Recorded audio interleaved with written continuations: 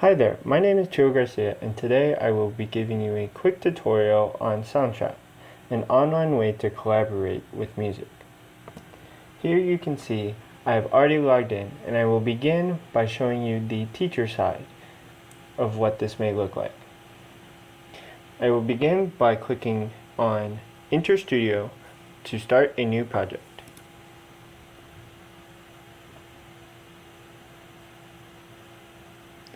Great. For this example, I will be creating a music project. However, podcasts can also be created. I will go ahead and give our song a title.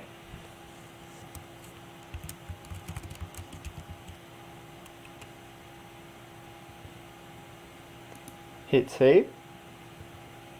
And now I am ready to set up the song. By default, the metronome is turned off. To set the tempo, we can come down here to tempo, click on it, and either tap a tempo or manually put in a tempo.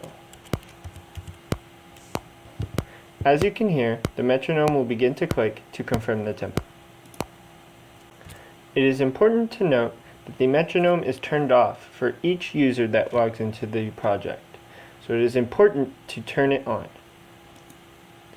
These are the settings that the metronome is configured with. However, this can be changed per user. Next, I will go ahead and record a basic track so that the students know when they should come in and how it should sound. I can do that by coming up here to Add New Track and selecting Voice and Microphones. By default, the voice will have a computer mic enhancer. In my experience, this has created an echoey effect. However, going to either dry or clean will produce a much better sound quality. It is important to note that before recording, you should make sure that this button here is a square for the stop. It is possible that if you were editing with the project, that your slider could be over here and your recording would not be lined up. However, you can hit this arrow to go back to the beginning and line up your audio. Now I will go ahead and record my audio.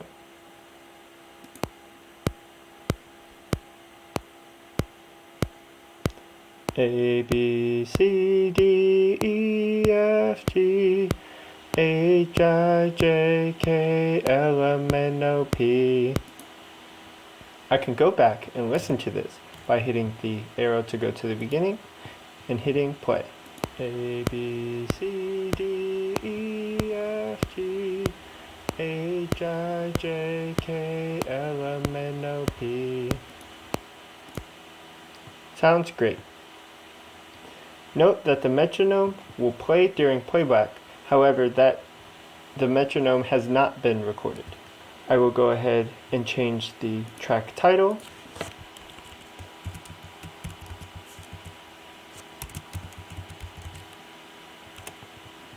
Again, it is always important to click Save so that everyone who is working on the project has the most up-to-date edition. Now the track is ready to send to my students. I can do this by clicking on the blue icon on the right hand side and clicking Invite. Here I can either share by email or by sending the link to my students directly. Let me go ahead and do that now. I have gone ahead and created a new account to demonstrate what it may look like from the student's point of view. Here I have just logged into the project via the link. I can go ahead and get started and listen to what has already been recorded. A, B, C, D, E, F, G, H, I, J, K, L, M, N, O, P. Lovely. As you can see, the Friends tab is open by default. This allows for communication within the classroom, or for a method of asking questions.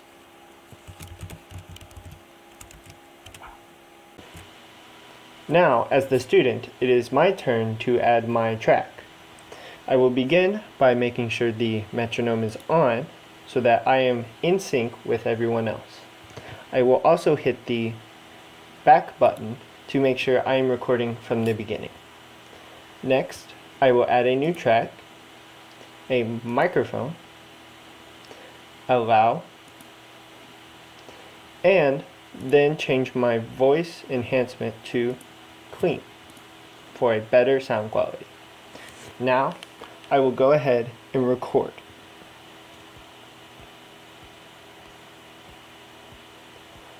A, B, C, D, E, F, G, H, I, J, K, L, M, N, O, P. Great. Now I can go back and listen to see if what I did was in sync. A, B, C, D, E, F, G, H, I, J, K, L, M, N, O, P. The next thing I will do is go ahead and rename the track to my name. Then, always make sure to click Save. When multiple people are working on the project at a time, it is also useful to check here in the Collaborators tab. Occasionally, there is a Sync button that will make sure that you are working on the most up-to-date version of the project. As you can see, I have now recorded a few tracks to sample what it may look like once a few students have contributed. Now, let's listen to it. A, B, C, D, E, F, G, H, I, J, K, L, M, N, O, P. Sounds great. Now, what I will do is delete the teacher track as to not include myself in the recording. Go ahead and delete that, and now I will click Save. Soundtrap will now automatically begin to mix the tracks together in preparation for downloading the MP3 file. Once the project is done mixing, you will see a notification pop up in the top right hand corner saying your mix is ready to download. To download it, click File, Export, Export Project to MP3. This will begin downloading your song, which you can then play. A, B, C, D, E, F, G, H, I, J, K, L, M, N, O, P. Here are some other features to note. If you wanted to listen to a single recording, just press the headphone track of the recording you want to listen to. If you wanted to mute certain tracks, you can click the mute button. If some students' recordings are louder than others, their volume can be changed by moving that slider up and down. It is important for students to make sure that they create a new track for their recordings. If they do not, they could possibly override other students' work. As you can see here, I have student 3's track selected. If I hit record and record something over it, I have completely undone the work of student 3. It is also useful to note that when exporting to MP3 file, the metronome settings are not imported into the file, so you will not have a metronome in the MP3 file. For songs that incorporate retardandos and accelerandos, the teacher may just create a recording of themselves clapping or counting along with the tempo as it changes. Finally, it is important to note that students should wear headphones while they record. This prevents the software from picking up tracks that have been recorded previously or the metronome while the student records.